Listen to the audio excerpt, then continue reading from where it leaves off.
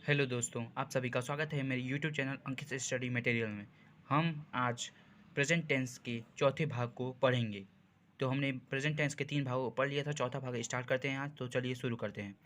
तो चौथा भाग है प्रेजेंट परफेक्ट कॉन्टिन्यूअस टेंस। इसकी पहचान क्या होती है? तो प्रेजेंट परफेक्ट कॉन्टिन्यूअस टेंस की हिंदी वाक्यों के अंत में रहा है, रही है, रहा हूँ, रहे हो इत्यादि शब्द आते हैं तथा कार्य का लगातार होना प्रकट होता है। ऐसे वाक्यों में कार्य के शुरू होने का समय भी दिया जाता है।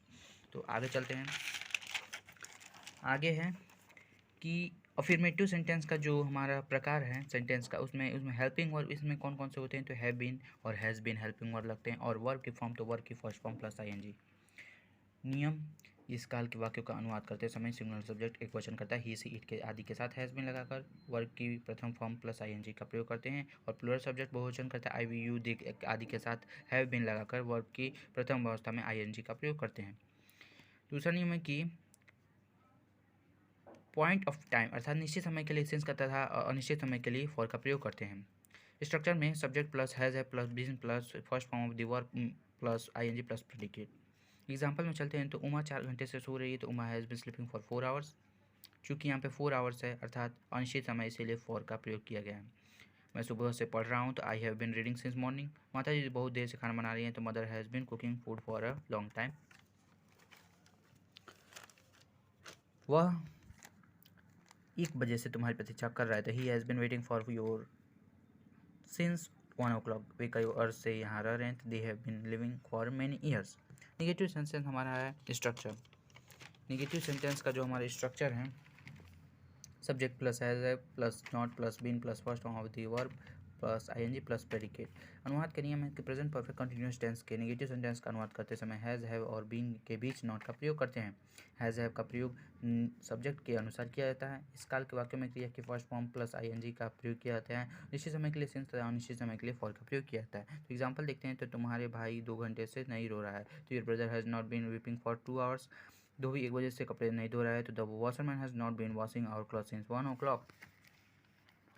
नौकर 4 बजे से कमरा साफ नहीं कर रहा है, तो the servant has not been cleaning the room since 4 o'clock। मैं 2 बजे से हॉकी नहीं खेल रहा हूँ, तो I have not been playing the hockey since 2 o'clock।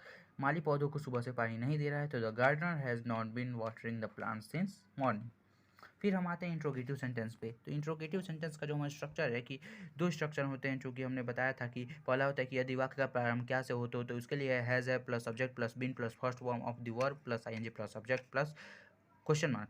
दूसरा है कि अगर प्रश्नवाचक शब्द यदि अगर वाक्य के बीच में आता है, तो उसके लिए है हमारे structure question word plus has है plus subject plus been plus first form of the verb plus ING plus object plus question mark.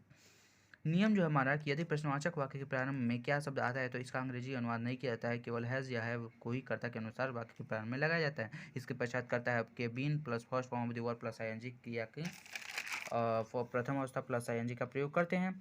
यदि प्रश्नवाचक शब्द क्या, कब, कौन, कहाँ आदि के वाक्यों में बीच में आता है, तो उनकी अंग्रेजी what, when, where, who, how आदि वाक्य के प्रारंभ में लगाते हैं और इसके बाद हैज़ हैव का प्रयोग कर्ता कर्ता के अनुसार करते हैं। यदि प्रश्नवाचक वाक्य निगेटिव हो, तो नॉट का प्रयोग बीन से पूर्व तथा कर्ता के बाद किया जाता है। क्या तुम 2 घंटे से साइकिल चला रहे हो? ये एग्जाम्पल में है, तो इसका हम क्या पहले आता है have you been cycling for 2 hours. क्या वे तुम्हें कई माह से तंग कर नहीं कर रहे हैं? तो तंग का इसमें अंग्रेजी है टीजिंग। तो have they not been teasing you for many months. क्या तुम 3 घंटे से यहाँ काम कर रहे हो? तो have you been doing the work here for 3 hours. फिर क्या पिताजी सोमवार से बीमार हो रहे हैं? Has father been sick since Monday. अब है तुम 2 साल से समय नष्ट क्यों कर रहे हो? तो क्यों हमारा बीच में आ गया, तो वाई हो जाएगा। तो why have you been wasting time for 2 hours.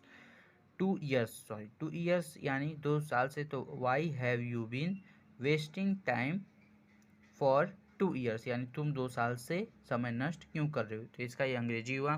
तो इस तरह आपका यह प्रेजेंट टेंस समाप्त होता है। आपको यह वीडियो बहुत अच्छी लगे तो प्लीज़ इसे लाइक, शेयर एंड सब्सक्राइब जरूर करें और बेल आइकन को जरूर ही प्रेस कर दें, जिससे हमारी वीडियोज़ की सभी नोटिफिकेशन आपको मिलती रहें। तो चलिए मिलते हैं अगले टेंस में, तब तक के लिए धन्यवाद।